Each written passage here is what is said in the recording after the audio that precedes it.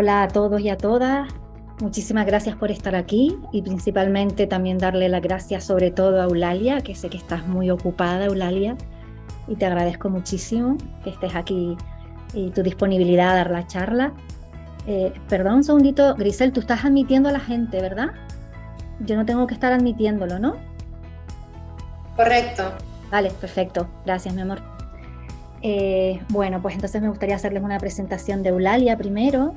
Ella está formada en psicoanálisis, psicodrama, MDR por la Asociación Europea. Pertenece al Instituto de Interacción y Dinámica Personal desde el año 1987. El instituto ha sido pionero de la psicología humanista en España y ha traído el focusing, dinámica grupal, etcétera, que no existían en España. Es miembro fundador y didacta de la Asociación Laureano Cuesta. Y su actividad profesional se ha centrado en el campo de la psicoterapia y en la formación. Ha participado en el máster de la Universidad de Comillas, en el Instituto de Interacción y en el posgrado en Canarias. Tenemos la enorme suerte y el lujo de contar con la participación de Eulalia. Y también ha dado formación en Nicaragua y también colabora en distintas ONG en España, Nicaragua, República Dominicana, etc. Esta es como la presentación formal. Y en cuanto a la presentación desde mí, bueno, me siento muy afortunada porque he conocido para mí a los más grandes profesionales en la terapia centrada a la persona de Carl Rogers, como son Javier Ortigoso Perochena, Antonio Guijarro, Bonifacio Cabrera. Y tengo el lujo de también de haber conocido a Eulalia y que participe con nosotros. Para mí es una de las mejores profesionales que he conocido, o sea, el cómo ella devuelve, da reflejos, captando el significado profundo de lo que las personas quieren decir, el cómo maneja los grupos, los tiempos, el cómo se expresa. Para mí eres una gran maestra, Eulalia, y siempre aprendo muchísimo escuchándote y eres un modelo para mí a seguir. Entonces, bueno, pues cuando tú quieras, Eulalia. Bueno, muchísimas gracias. La verdad es que uno después de esta presentación se siente como a ver si estamos a la altura, a ver si estoy con la inspiración necesaria para que os sea útil. Oye, la verdad que yo no veo ninguna cámara, pero bueno, eso debe ser una opción que estáis tomando. O sea, no estoy viendo las caras de nadie. Sí, ahora veo alguna. Yo Alguien dice, les animo a que pongan las cámaras porque siempre es como se agradece cuando hablas y tienes como un feedback, pero si les apetece, ¿vale? bueno, simplemente, bueno, nos vamos conociendo, aunque sea de cara, ¿no? Sí, sí, sí, gracias, gracias. Bueno, pero no os sintáis obligadas ni obligados si os sentís más cómodos sin cámara. Yo, de hecho, ahora voy a compartir un PowerPoint, o sea que a mí me vais a ver chiquitita. O sea que en el momento que aparezca el PowerPoint, si queréis, quitaros tranquilamente la cámara, ¿vale? Bueno, pues bueno, voy a tratar de compartir un poco de mi experiencia en relación a la alianza terapéutica y bueno, y compartir un poquito lo que conozco de ese tema para ver si os puede ser útil en el trabajo que estéis realizando. Supongo que aquí, bueno, estáis trabajando en relaciones de ayuda o queréis empezar a trabajar en relaciones de ayuda la mayoría. Y pues bueno, quizá aclarar algunos puntos os puede venir bien. Mi idea es compartiros mi idea es dejar 15 minutos al final para preguntas, porque me interesa mucho saber qué pensáis del tema, cuáles son vuestras inquietudes o cuáles son vuestras dudas o dificultades. Y Isabel me va a avisar porque yo con los tiempos soy malísima, igual se me va de la cabeza, o sea, igual acabo la charla antes de tiempo, igual me paso un montón. Entonces, Isabel me va a avisar 15 minutos antes y entonces ahí vamos a dar un espacio para, bueno, compartir un poco vuestra experiencia, vuestras dificultades, lo que queráis, o vuestras dudas sobre lo que yo os he contado hoy, ¿vale? Bueno, entonces si queréis, pues pasamos al PowerPoint. Voy a compartiros.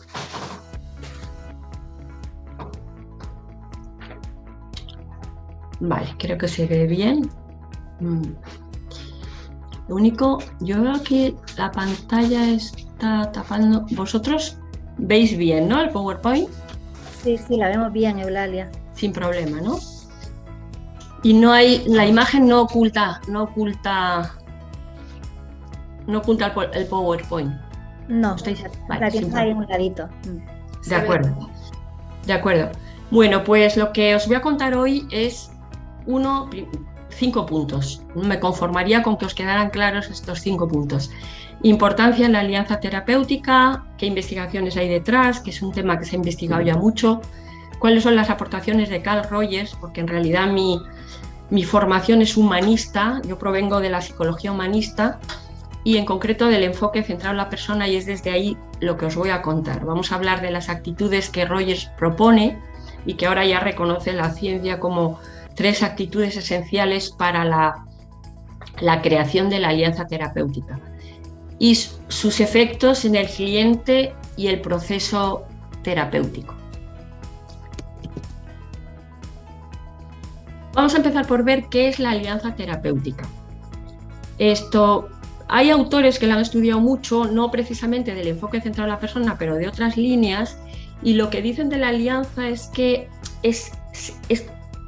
esta alianza, que es esencial para trabajar conjuntamente, porque en definitiva sabéis que el trabajo terapéutico es un trabajo de equipo, o sea, es un trabajo de equipo entre terapeuta y cliente, o terapeuta y clientes, como decía Rogers, en vez de llamarlos pacientes. Pero bueno, por entendernos, clientes o pacientes, tenemos que trabajar con ellos en equipo, y es muy importante que haya una buena alianza de trabajo, porque todos sabemos por la experiencia personal que hemos tenido en equipos de trabajo que o fluye la relación o hay un buen vínculo entre el equipo, o si no, no se logran los objetivos.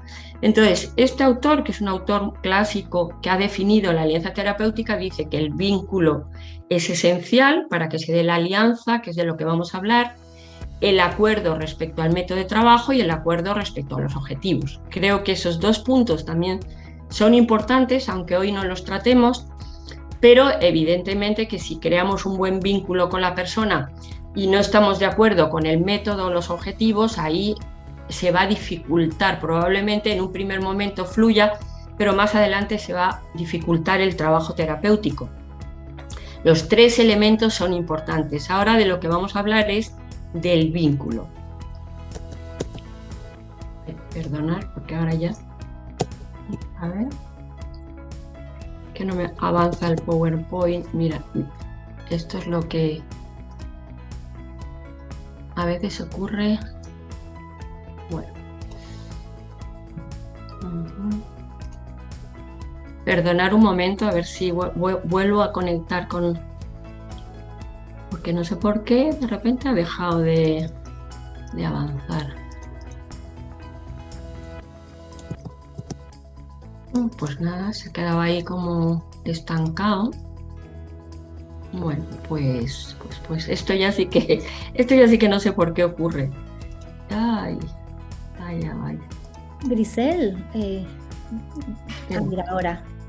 No, sí, pero vamos a ir al principio, a ver si ahora logramos que avance, ¿vale? Sí. Entonces, este concepto se ha estudiado muchísimo y ha habido un montón de investigaciones a lo largo de toda la historia de la psicología desde hace bastantes años. La mayor investigación la hizo la Asociación de Psicólogos Americanos en 1999, que yo he leído que revisaron como 400 folios de todas las investigaciones que había hasta el momento sobre el tema de la relación terapéutica. Y fijaros que dicen que la relación terapéutica, o sea, el tipo de relación que creemos con nuestros clientes o pacientes, contribuye de una manera sustancial y consistente en el resultado de la psicoterapia. Incluso, y esto es muy interesante, independientemente del tipo de tratamiento específico. Es decir, que da igual que seamos cognitivo-conductuales, que trabajemos con MDR, técnicas más neurológicas, o trabajemos desde el punto de vista psicoanalítico o del enfoque centrado en la persona, que el vínculo que creemos y la relación, la alianza terapéutica, va a ser esencial en el desencadenante de los resultados. En concreto, este autor, Michael Lambert, que es profesor de una universidad de Estados Unidos en Utah, sigue dando clases actualmente y es uno de los investigadores en realidad de la relación terapéutica. Dice que la mejoría de la persona depende en un 30% del tipo de relación o alianza que se cree. Fijaros la importancia que tiene este tema y lo que tenemos que cuidar este vínculo. Vamos a ver un poquito cuál sería la base para crear una relación que pueda ser como constructiva. En definitiva, fijaros que el vínculo, la relación, además de la relación, necesitamos emplear o trabajar con un método que sea eficaz y que ayude a las personas. Pero el vínculo sería como la condición básica, sería como el suelo, ¿no? Como la base que estamos creando para que la persona se sienta segura y pueda hacer este trabajo de introspección, por lo menos desde el enfoque central a la persona, que en ocasiones resulta tan amenazante y tan difícil para la persona.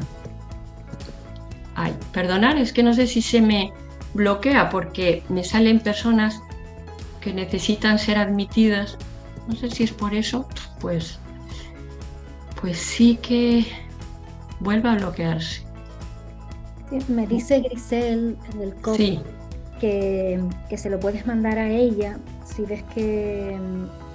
Ajá, y ella puede... Problema. Sí, porque no sé si es porque... ¿Quieres escribe la dirección de correo para que Eulalia te la pudiera mandar? Sí, se lo puedo mandar. Lo único, Isabel, que me tienes... A ver, ¿me lo mandas al correo? Perdonar 5 minutos a ver si solucionamos el problema técnico, que siempre hay alguno, o sea que es desesperante la técnica. Pero bueno...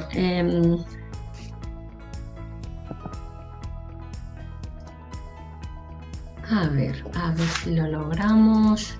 Bueno, y si no, sin PowerPoint en realidad.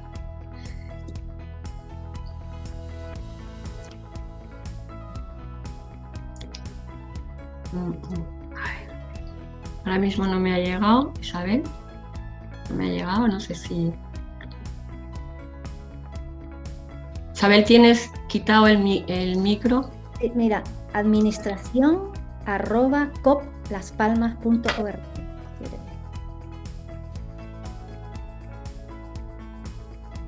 Administración@cop, Colegio Oficial, sí. Palmas.org.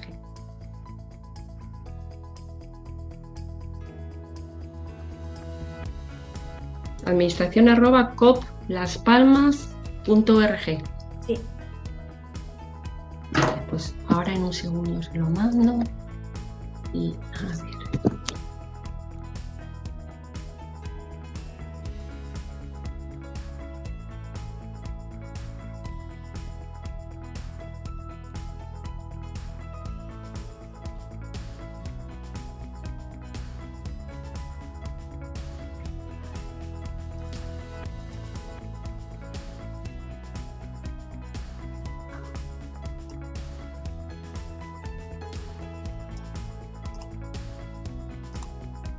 Vale, pues mira, ya está enviado, ¿vale?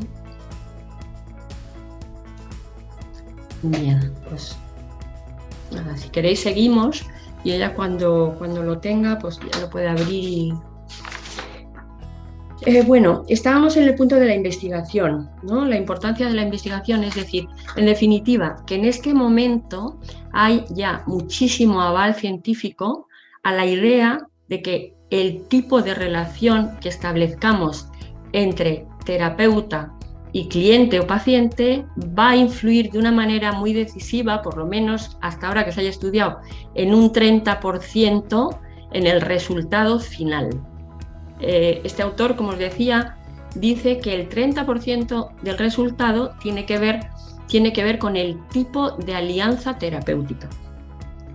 Y en la alianza terapéutica es esencial, tenemos uno de los 3 elementos que veíais al principio, es el vínculo. Entonces, yo tenía una, bueno, a ver si lo puede proyectar nuestra compañera, el PowerPoint, y os tenía una diapositiva que hablaba un poquito de Carl Rogers. Carl Rogers, algunos los conocéis muy bien porque creo que hay gente aquí que se ha formado, es uno de los padres de la psicología humanista, que sabéis que apareció en el siglo pasado, pero que fue un enfoque muy rompedor respecto a lo que en ese momento imperaba, que era el psicoanálisis y el conductismo. Y en esa escuela, el creador fue Carl Rogers, y digamos como que cuestionó los presupuestos, incluso la idea de persona que estaba detrás del trabajo terapéutico del momento, porque lo que quería Rogers era en ese momento rescatar una visión del ser humano que fuera mucho menos determinista y fuera como una visión más positiva del ser humano, porque hasta ese momento había visto que en el fondo lo que había detrás de estos enfoques era la idea de una persona que estaba muy condicionada, que es verdad que está condicionada en parte, eso no lo vamos a negar, por los aprendizajes o por los instintos, ¿no? O las relaciones primarias con los padres de nuestro ambiente familiar. Y eso es cierto, y también el enfoque centrado en la persona lo reconoce, pero Rogers quería rescatar una visión del ser humano con capacidad de crecer, con capacidad de madurar, con capacidad de evolucionar. Entonces, digamos como que planteó una nueva visión del ser humano y planteó unos nuevos métodos de trabajo y unas concepciones que chocaban mucho en aquel momento. Una de las concepciones que planteó fue la relación entre terapeuta y cliente o paciente influye de una manera decisiva en el proceso terapéutico, en el desencadenamiento de la terapia y en el avance del proceso. Esto que actualmente lo están diciendo, él fue el primero que lo planteó como un elemento, digamos, como a cuidar de una manera esencial. Otros 2 aspectos esenciales, o sea, otras aportaciones que hizo a la psicología fue el concepto de tendencia actualizante, es decir, él lo que dijo es: el ser humano tiene una tendencia natural a crecer, pero necesita ciertas condiciones para que este impulso o esta motivación, esta tendencia natural se desarrolle. Lo que sí vio es que no se desarrolla. A ver. Por favor, ¿puedes avanzar a ver si...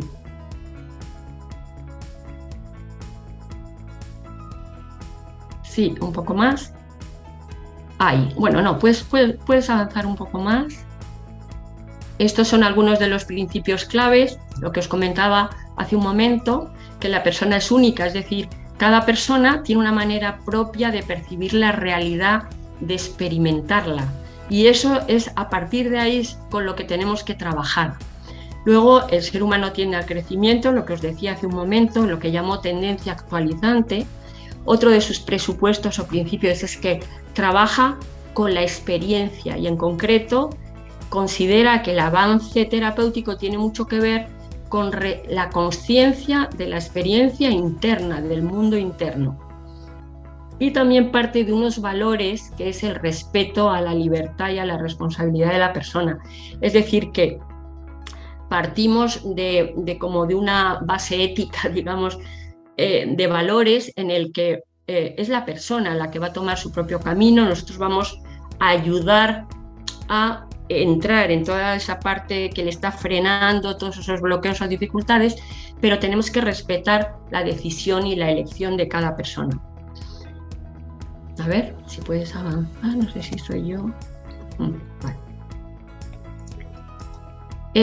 Entonces, otro de los aspectos claves que aportó Rogers es cuáles son las condiciones para establecer la alianza terapéutica. y vio que en realidad las condiciones son actitudinales, que por un lado tiene como pues una cosa, es básico, pero por otro tiene su dificultad para aplicarlas de la manera que él las define, ¿no? Y las considera. Por ejemplo, vamos a empezar a verlas. Ay, no, aquí sí que...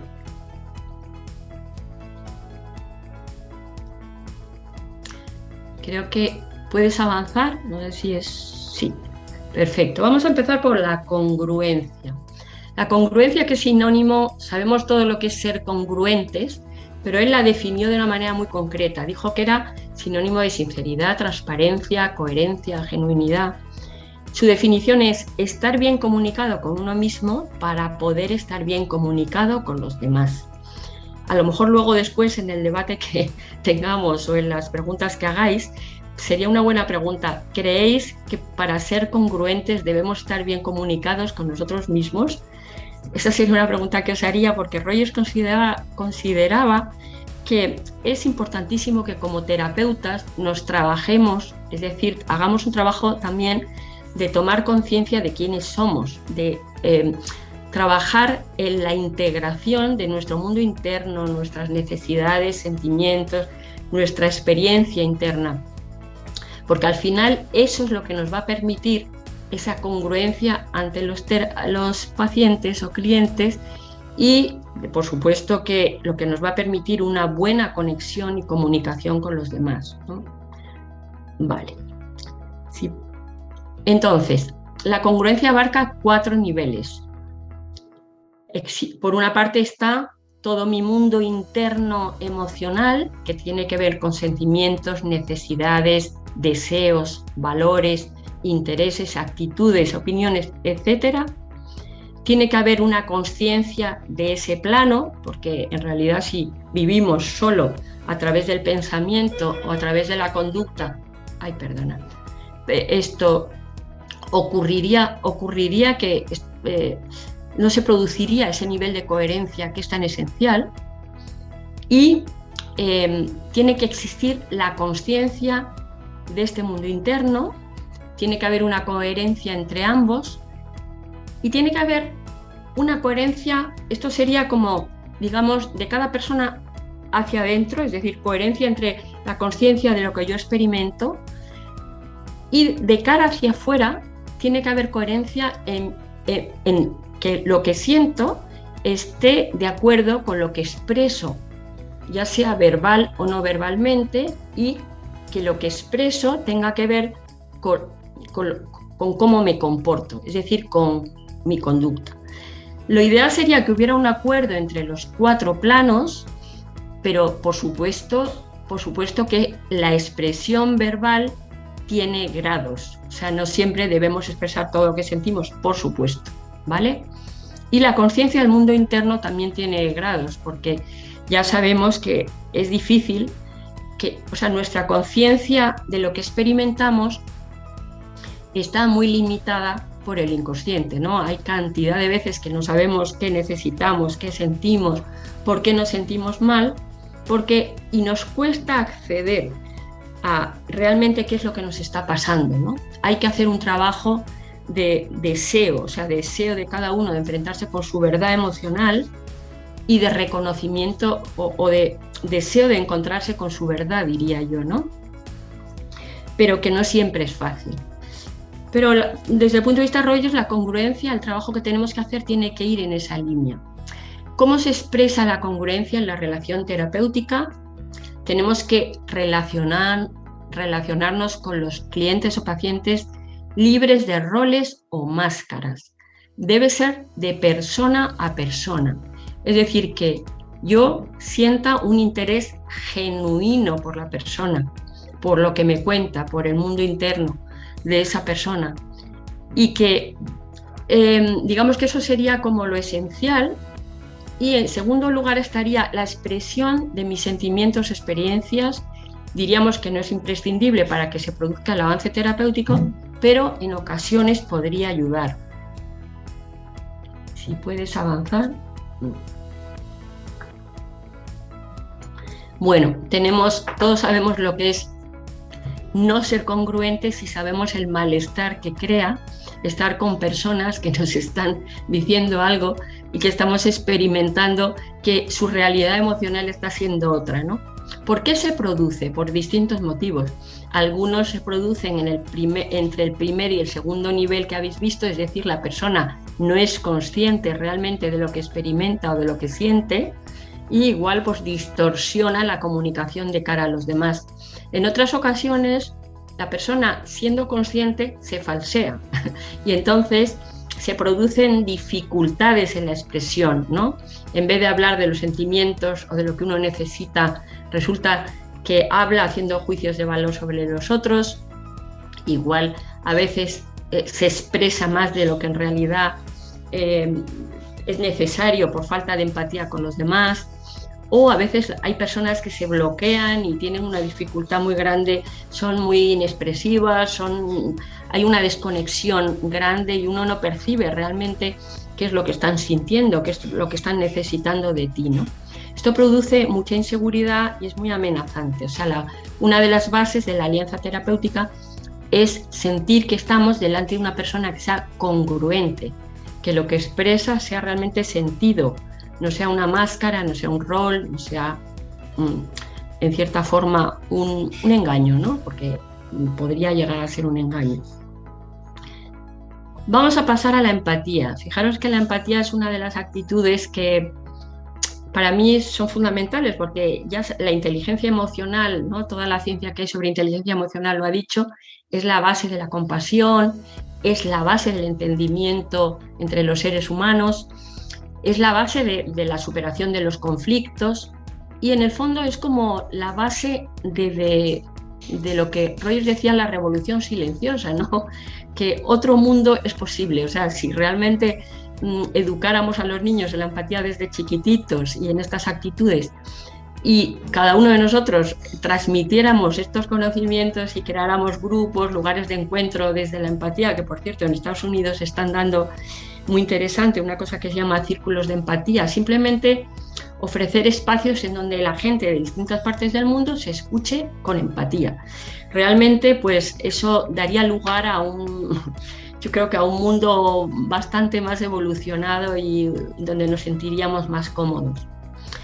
Rogers la define como la capacidad de ubicarse en la situación del otro, en su mundo subjetivo, esto es muy importante, y percibir la realidad como él o ella la experimenta. Si puedes pasar. ¿Qué requiere? Requiere de una disposición y un entrenamiento para captar la dimensión afectiva o emocional de la persona, porque lo que nos interesa es captar este nivel emocional, no quedarnos únicamente en las ideas que nos transmite, los hechos, los aspectos más de contenido. Nos interesa captar la dimensión afectiva. Cuando nos está hablando de que le han despedido el trabajo, ¿qué ha supuesto emocionalmente para esta persona?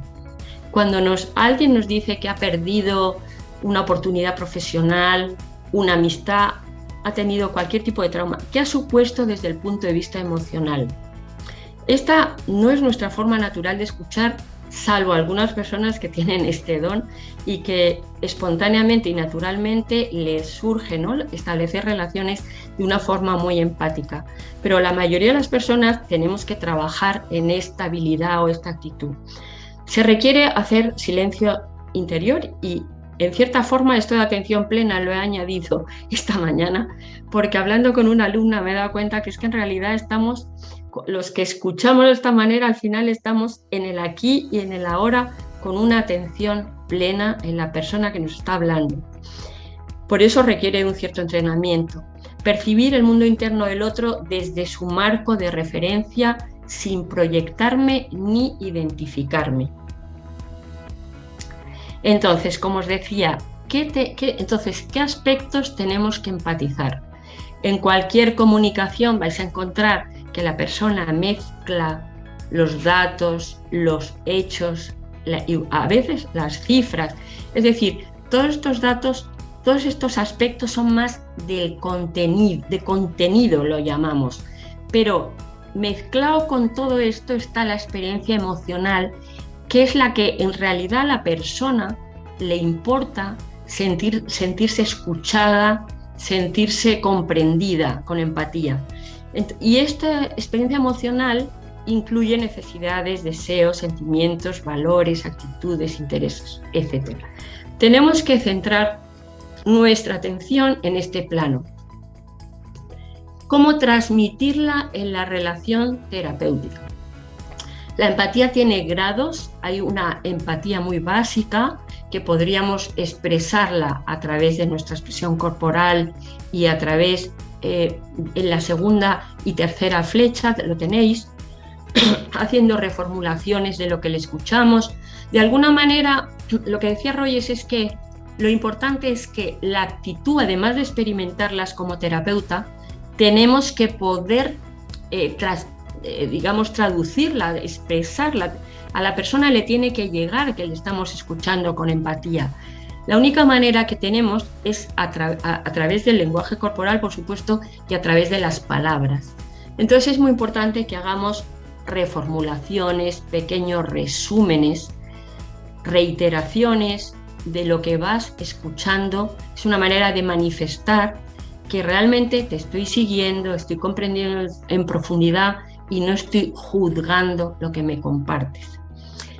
Y hay una empatía que podríamos llamar más profunda, que sería la cuarta y la quinta flecha, es decir, cuando yo le doy nombre, pero le doy nombre a los sentimientos, a los deseos, a las necesidades, a ese plano emocional.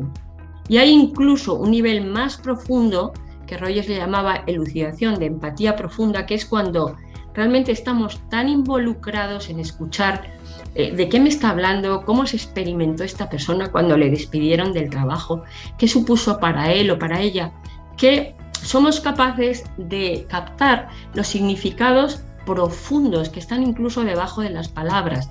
Y a veces captamos que debajo de la rabia puede haber un dolor profundo, que es una emoción mucho más primaria en algunos casos, o al revés, debajo del dolor hay una rabia primaria. Es decir, somos capaces de captar necesidades primarias, deseos primarios que se han frustrado o emociones primarias.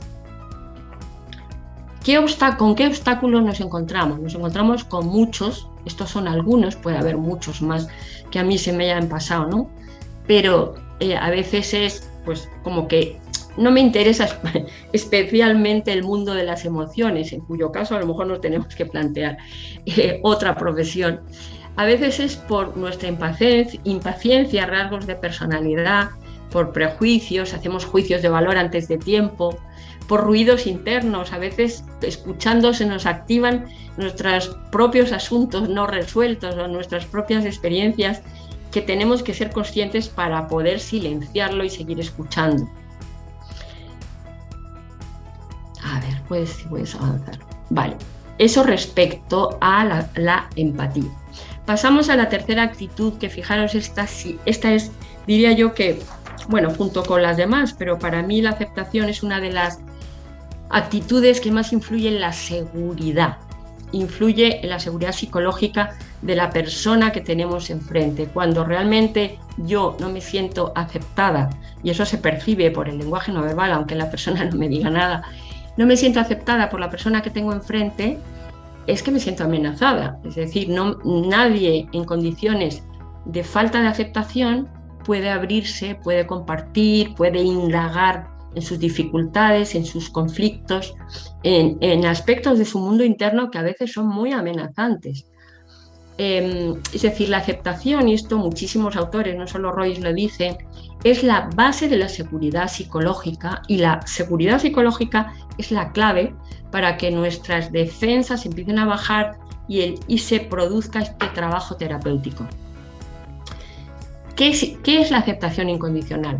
En realidad es como el respeto genuino y la consideración de que el ser humano que tengo enfrente ha llegado a este momento después de una serie de, muy condicionado por su historia personal y haciendo unas elecciones que son las que creyó correctas o pudo hacer en ese momento. Es decir, soy capaz de no juzgar, soy capaz de respetar y tener en consideración el mundo emocional de las personas que llegan a mi consulta y porque las considero que es profundamente digno de respeto. Por lo tanto, la aceptación va dirigida a la persona, no a la conducta, a la opinión o a una actitud concreta. Y es distinto de acuerdo de aprobación, porque yo puede que no esté de acuerdo en que una persona tome una decisión, pero mi aceptación va dirigida a esta persona comprendiendo que en este momento es la única decisión que se ve capaz de tomar o la única decisión que ve clara. Implica, por lo tanto, falta de evaluación o juicio.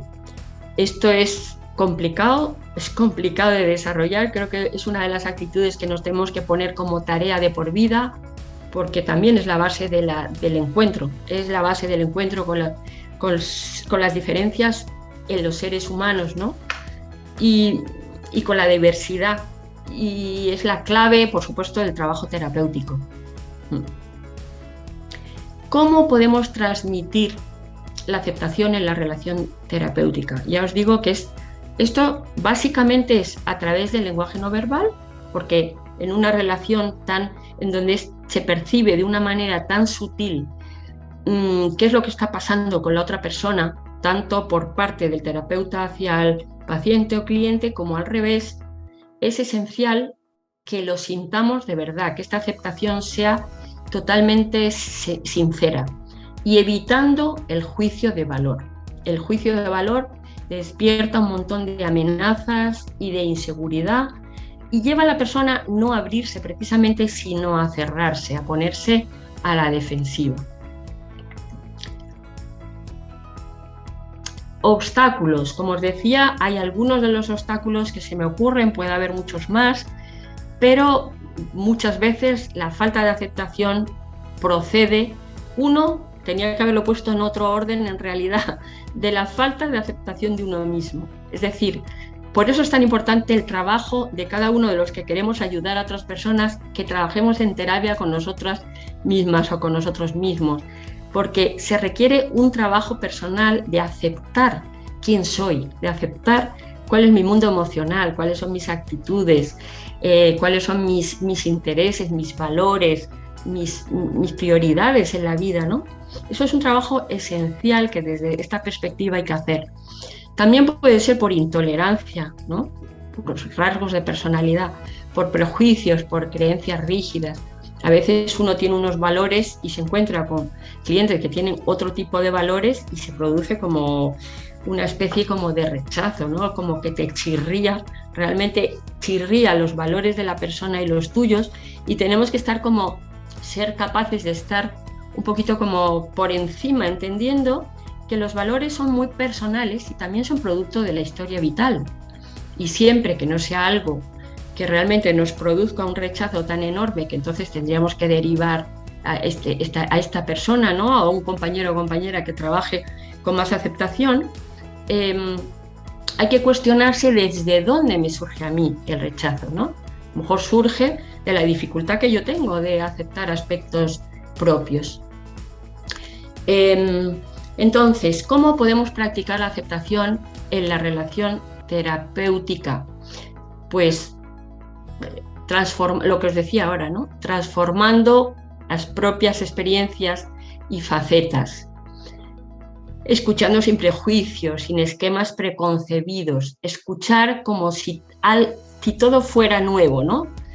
Y aceptando las diferencias como una riqueza, aunque realmente esto a veces cuesta, pero tenemos que hacer un ejercicio de tolerancia importante en las relaciones humanas, incluso ya fuera de las relaciones terapéuticas, ¿no? En la familia, en la pareja, con los amigos. Este es un ejercicio fundamental y en la alianza terapéutica es una base esencial de la seguridad para que la persona se abra.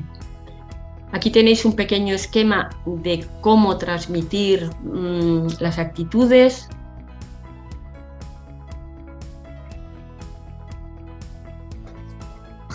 Bueno, esto ya os lo he ido explicando, pero bueno, esto es un pequeño resumen.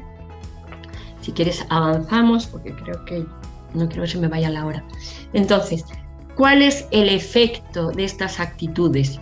Por supuesto que el efecto es la creación de un vínculo de seguridad. La creación de un vínculo de seguridad desde el punto de vista de Carl Rogers y probablemente, sí, y desde luego de otros autores que he leído recientemente y no me acuerdo de los nombres, perdonar, es la clave para que la persona pueda abrirse, pueda comunicarse en profundidad y pueda entrar a explorar qué es lo que está viviendo, qué es lo que está pasando. Fijaros que Rogers decía que si el conflicto psicológico se ha creado en muchas ocasiones, porque evidentemente yo también comparto que puede haber algunos conflictos que se crean por aprendizaje, ¿no? Pero en una gran parte desde mi experiencia profesional, muchos de los conflictos se crean por situaciones ambientales que han resultado muy amenazantes para el yo y para el mundo interno. Entonces, claro, la persona se defiende, se desconecta de su mundo emocional y crece en unas condiciones que cuando es adulto no le permiten sentirse bien y conectar con los demás y ser feliz. Entonces, Rogers decía, tenemos que crear las condiciones contrarias a las que se creó el conflicto. Si se creó en condiciones de amenaza, tenemos que ser capaces de crear condiciones de seguridad, en donde la persona no se sienta amenazada y, por lo tanto, pueda reconocer y expresar aquello que no pudo reconocer o expresar en las circunstancias o ambientes o condicionantes por los que ha pasado. Entonces, se produce un efecto de seguridad y de validación de la experiencia. Esto es importantísimo, la validación, porque sabéis, y esto los que sois psicólogos y no sé cuántos, si sois todos o no, habéis estudiado miles de estudios y de investigaciones de la importancia que tiene el apoyo y la validación de la experiencia en los momentos de crisis vitales y en los momentos de conflictos psíquicos, ¿no? De vulnerabilidad en definitiva. Y al final, este tipo de relación crea una validación. La persona siente que es vista, que es reconocida, que su experiencia tiene sentido para alguien, ¿no? Decía Rogers que es como si saliera de una mazmorra en donde nadie le ha visto, nadie le ha escuchado profundamente, ¿no? Es muy importante. Y entonces, como consecuencia de la seguridad, aumenta el nivel de exploración del problema por iniciativa propia. Se reduce la defensividad. La persona empieza a sentir que ya no tiene que estar defendiéndose como ha tenido que hacerlo a lo largo de su historia vital, o sigue haciéndolo en los ambientes en los que participa. Puede bajar sus defensas y puede reconocer verdaderamente lo que ha vivido, lo que siente, cuál es el conflicto y qué necesidades están frustradas. Se produce una catarsis emocional que forma parte a veces de los procesos de duelo, por supuesto. Una experiencia emocional correctiva. Decía Rogers que esto se produce intrínsecamente, porque cuando la persona de repente empieza a experimentar que todos esos aspectos que ha rechazado de sí misma y que ha tenido que defenderse tanto son aceptados y son validados, de repente empieza una aceptación de la propia experiencia de todos aspectos rechazados. Se produce mayor implicación y compromiso en el proceso. Esto también es esencial porque fijaros que se requiere que nuestros clientes o pacientes se comprometan con este proceso, que tienen que hacerlo por un compromiso consigo mismos para empezar, pero también tiene que haber un compromiso con el proceso terapéutico y con el terapeuta. Y su tendencia al crecimiento se despliega. Entonces, podríamos acabar, porque yo no sé si esta es la última diapositiva, creo que sí, ¿no? Diciendo que lo que Rogers decía, que la forma de transmitir estas tres actitudes es a través de una cosa que llamó escucha activa, ¿no? Y esto es clave en la creación de la alianza terapéutica. Por supuesto que son actitudes que hay que entrenar, que hay que desarrollar y que hay que aprender en alguna manera la práctica, más que de otras formas. Entonces, bueno, pues que no son fáciles a veces. A veces yo creo que si quieres quitar la pantalla ya, bueno, o poner la última diapositiva. Son las menos cuarto ya, Eulalia. Sí, sí, por eso quería, bueno, enseñaros mi correo electrónico y el primero es la dirección del instituto al que pertenezco y el segundo con el que colaboro, que es el instituto que dirige Isabel Roca, el Instituto Canario Carl Rogers, que va a empezar una formación justamente ahora sobre este enfoque, ¿no? Si quieres quitar el PowerPoint y así os veo las caras, que para mí es más, o sea, puedo conectar de una manera más directa.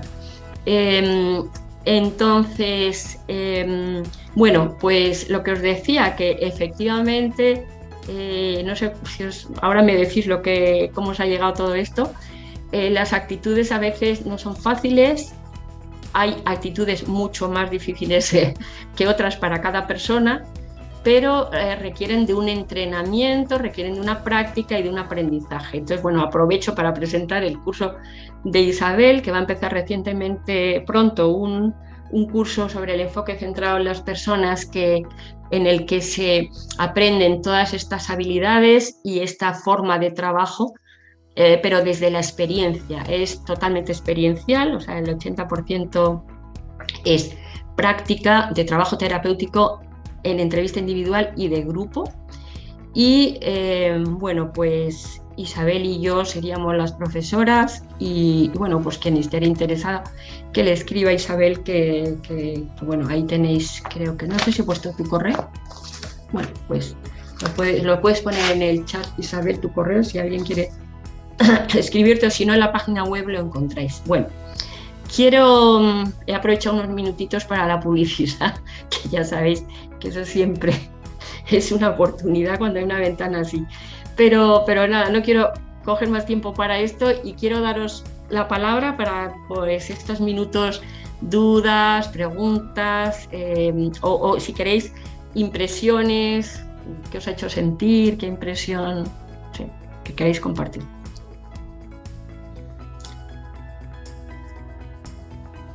¿Os ha quedado claro? ¿Creéis que las actitudes son importantes para la alianza terapéutica? Hola. Hola. Soy Belén. Ajá, sí, adelante, Belén. Nada, bueno, encantada, me ha gustado muchísimo y soy una de las personas que va a hacer el curso con Isabel. Es mi primer contacto con la psicología, sí, con este mundo. Y bueno, estoy encantada porque en esta hora pues se ha corroborado lo que ya Isabel me había adelantado y que yo había entendido que es un poco lo que yo buscaba, lo que quiero por iniciativa personal. Me alegro. Y solo bueno, se me planteó una duda y no sé si esta manera, o sea, esta relación que tiene que ser tan potente, por decirlo de alguna manera, entiendo que hace que la implicación del terapeuta es otra cosa distinta a lo que me imagino que en otras corrientes. Es muy distinta porque aquí en realidad lo que se exige es ser personas, o sea, que no podemos refugiarnos, que es muy cómodo a veces para los psicólogos, refugiarnos detrás de un rol, de un papel, del rol de profesional, ¿no? Del papel de... Eso es como para muchos profesionales comodísimo, porque no se produce una cierta como distancia, como ahí está el otro y aquí estoy yo y parece que no me llega todo ese malestar del que me están hablando. Pero sin embargo aquí lo que se requiere es que tenemos que relacionarnos como seres humanos, como personas. Claro que fijaros que hay todavía gente que está llegando, bueno, que fijaros que si en realidad quiero hacer como que acepto y no acepto, no estoy aceptando a la persona, quiero hacer como que entiendo pero no entiendo, eso le va a llegar a la persona. ¿entendéis? Desde la congruencia eso se percibe, porque la relación, esta alianza terapéutica es muy sutil. Percibimos qué está ocurriendo entre estas dos personas, tanto yo como terapeuta como la persona que está ahí siendo escuchada percibe cómo me siento. Yo percibo qué le está pasando a la persona y la persona percibe qué me está pasando a mí. No os olvidéis de esto, porque a veces nos creemos que la persona que está al otro lado no percibe qué es lo que te está pasando a ti, y se percibe y tiene un efecto en el proceso terapéutico. Eso es lo que tenemos que tener claro. Gracias, Belén. ¿Más preguntas o comentarios? Animaros, que tenemos aquí unos minutos para... Hola. Hola, Cristina. ¿Sí? Encantada, Eulalia, muchas gracias por tu ponencia. Yo, bueno, conozco a Isabel desde hace varios años porque llevo varios años bastante interesada en la formación. Me siento muy identificada con la psicología humanista y con todas las aportaciones que ha hecho Carl Rogers para, de alguna manera, poder conectar con el otro, porque para mí es fundamental la conexión, por decirlo de alguna manera, que utilizaba Carl Rogers, que al final es una forma de estar en el mundo para mí, ¿no? Sí. Pero yo una duda que tengo, ¿no? Yo trabajo en el... Ay, no se te escucha. ¿Escuchas ahora? Ahora sí, ahora sí. Una aportación que quería dar es que yo me considero una persona bastante empática, trabajo en el mundo penitenciario, soy trabajadora social, intento aplicar en la medida de mis posibilidades todo esto, pero estoy dentro de una institución que ya de por sí es bastante violenta, por decirlo de alguna manera, ¿no? Y de hecho la propia institución, en muchísimas ocasiones, desgraciadamente, esos son pasos que poco a poco los profesionales que trabajamos dentro pues intentamos ir modificando, ¿no? Pero desempodera bastante a las personas. Entonces, trabajando, yo me encuentro con casos súper complicados para poder conectar con ellos, ¿no? Para poder establecer una alianza y vincular con ellos, porque hay una desconfianza tan grande. Claro. ¿Sabes? Sí, en la propia institución, y son personas que están tan dañadas que a veces es Sí, cuesta, ¿no? Sí, fijaros que una cosa interesante que decía Rogers, bueno, y que yo he ido comprobando, es que cada persona tiene su ritmo de interiorizar la seguridad. Esto, por ejemplo, en los grupos se observa mucho, ¿no? Porque en un grupo tienes 12, 14 personas y tú estás creando las condiciones las mismas para todo el grupo, y sin embargo estás viendo que hay personas que enseguida se sienten seguras, salvando las distancias, pero bueno, para explicar un poco lo que ocurre, ¿no?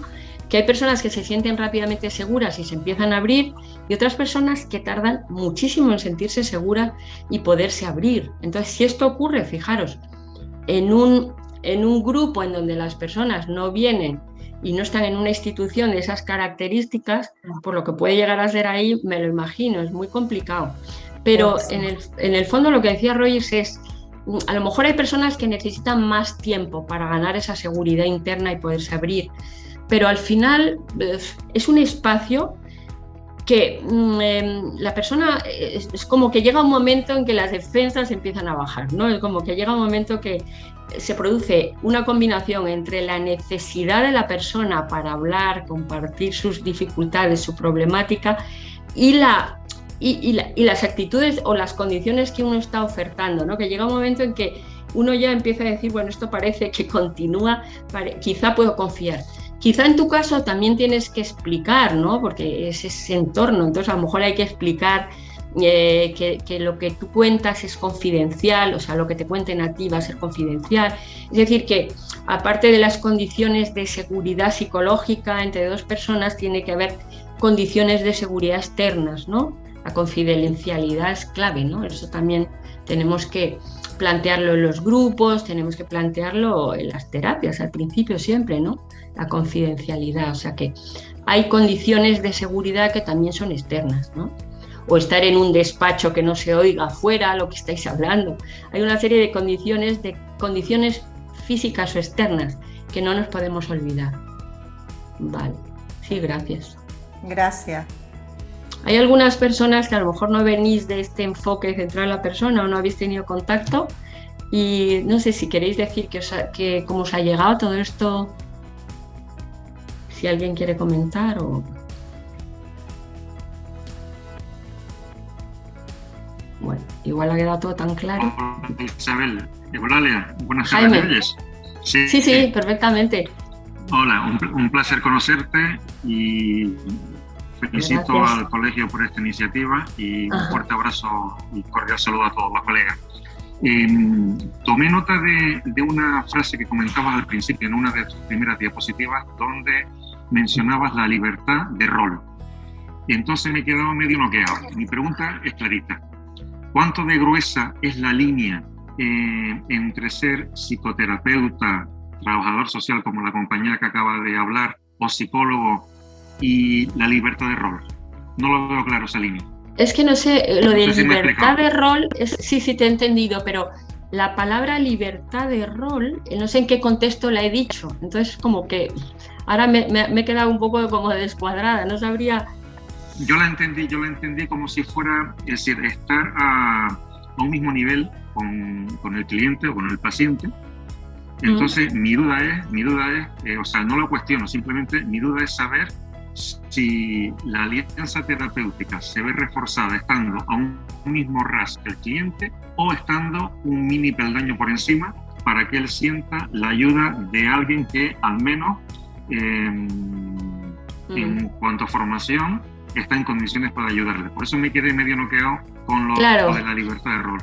Entonces, pues fíjate, no sé si estoy bien orientado o no. Claro, es que eso al final depende de la corriente en la que tú estés, ¿no? En algunas corrientes se considera que es mejor que el terapeuta sea una figura de autoridad y Carl Rogers no consideraba esto. Consideraba que la persona puede crecer, avanzar en su proceso en un tipo de relación que no es de igualdad. O sea, en realidad es que no es de igualdad porque tú como terapeuta tienes un rol muy claro que cumplir, aunque tu persona esté presente desde las actitudes, ¿me entiendes? O sea, hay un trabajo terapéutico que hacer, tenemos una dirección, porque la terapia central de la persona a veces se ha llamado no directiva, pero no es así. El Rogers cambió ese nombre porque dijo, ¿cómo va a ser no directiva? Y en realidad tenemos una dirección muy clara, o sea, tenemos un trabajo terapéutico muy concreto que hacer, pero no se posiciona, el terapeuta no se posiciona como figura de autoridad. Es que quizás es complicado explicarte esto porque, a ver, es como que el terapeuta está de persona a persona y establece un vínculo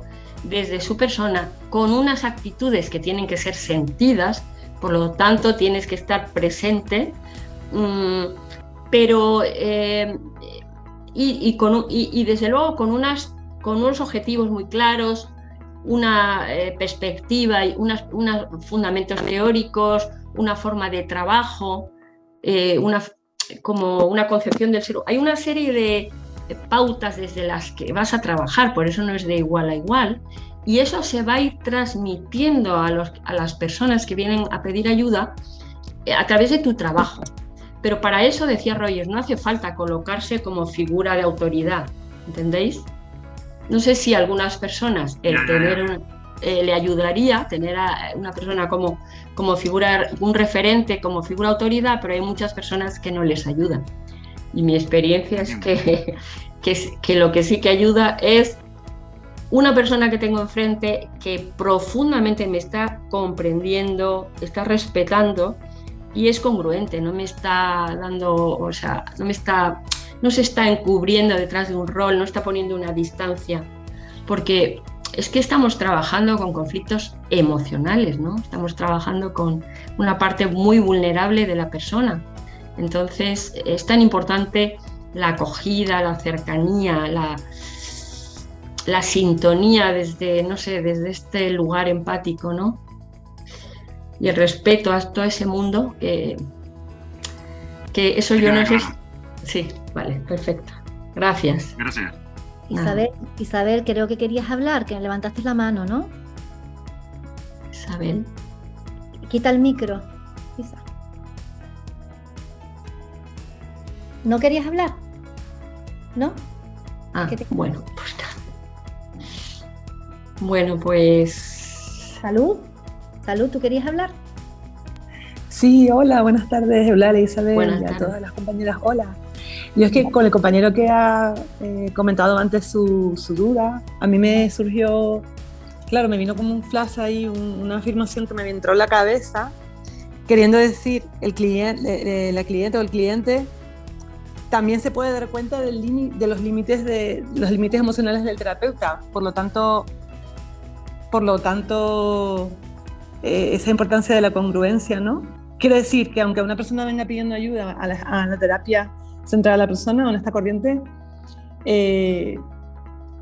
la terapeuta ha de darse cuenta un poco, ha de tener en cuenta que también la persona que viene va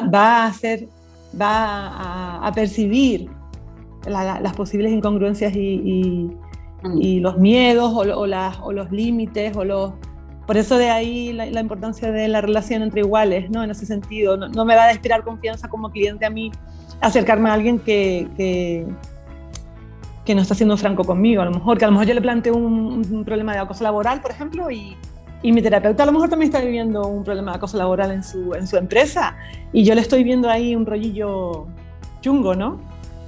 Es un poco lo que me vino a la cabeza de repente. Claro.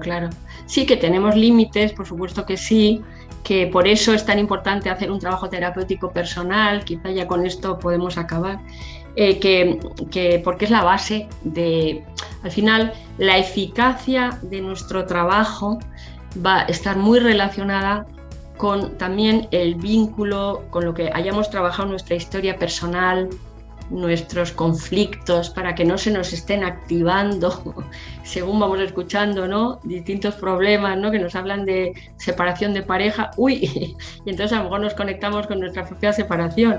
Nos hablan de pérdida de trabajo, nos conectamos con... mientras más hayamos nosotros procesado emocionalmente nuestra propia historia vital, más nos conozcamos y más en contacto estemos con lo que nuestra realidad, ¿no? Nuestra realidad interna, tan llena de contradicciones, pero a la vez tan rica, y más en paz estemos con todo ese mundo interno, más capacidad tendremos para ofrecer ayuda a los demás. Si queréis, podemos acabar aquí, porque creo que la hora de acabar era a las 6, yo soy malísima para la puntualidad y para las horas, pero gracias a que las pantallas aparecen ahí abajo, no me despisto. Bueno, pues nada, muchísimas gracias a todas y todos por vuestra participación. Me hubiera encantado escucharos más, la verdad, y saber en qué estáis trabajando, qué dificultades os encontráis, pero bueno, ya sabéis que esto es limitado, lo de las pantallas y las conferencias que tienen un tiempo. Pero bueno, quien le interese profundizar en esto, pues poneros en contacto con Isabel, que es la canaria, la directora del Instituto Carl Rogers allí, ¿vale? Que es la que ofrece la formación, y yo, bueno, pues voy a participar en eso. Pues nada, espero os haya sido útil. Y también hay libros, es decir, que se puede profundizar leyendo libros de Rogers, hay muchas formas de seguir profundizando, pero seguir profundizando, porque la alianza terapéutica es la base de la eficacia, como habéis visto, ¿vale? Bueno, pues nada, encantada, y estamos en contacto. Ya sabéis mi página web, mi correo.